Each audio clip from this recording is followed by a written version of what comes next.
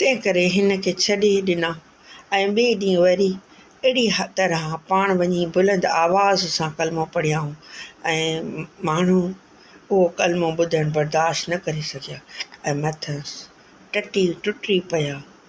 उन ई ॾींहुं बि हज़रत पास जी अलाह ताला खे सम्झाए हटायो त तव्हांजो वापार जो रस्तो बंदि थी वेंदो। फ़ाइदो हज़रत अकरम सल्लल्लाहु अलैहि वसल्लम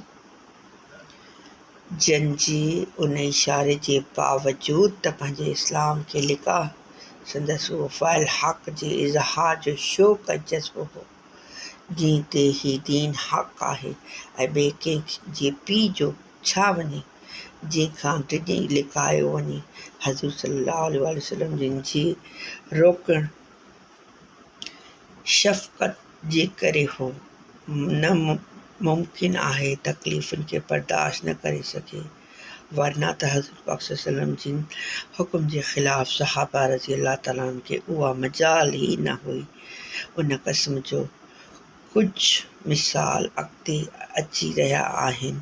बहरहाल जॾहिं हज़रत हज़ूर अकरम सल्लल्लाहु अलैहि वसल्लम जिन ख़ुदि बि दीन जी पखण में हर क़िस्म जी तकलीफ़ुनि खे बर्दाश्त करे फ़रमाए रहिया हुआ।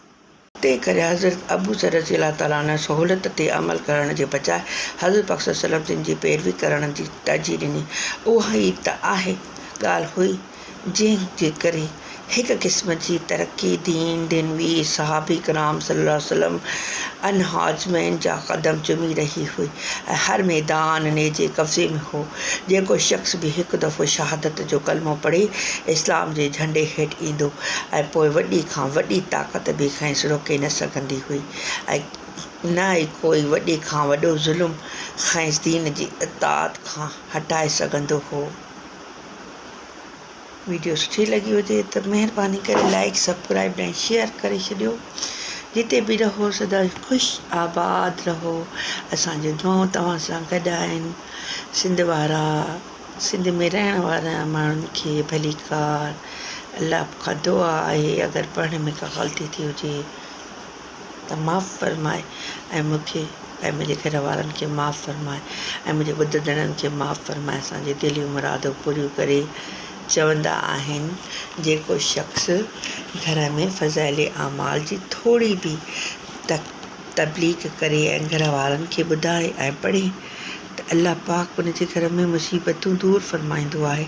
इन जे करे मां फ़ज़ाइल आमाल जी बुक खे पढ़ी करे यूट्यूब भरे रही आहियां। मुंहिंजी मदद कयो, मुंहिंजे वीडियो खे वायरल कयो ऐं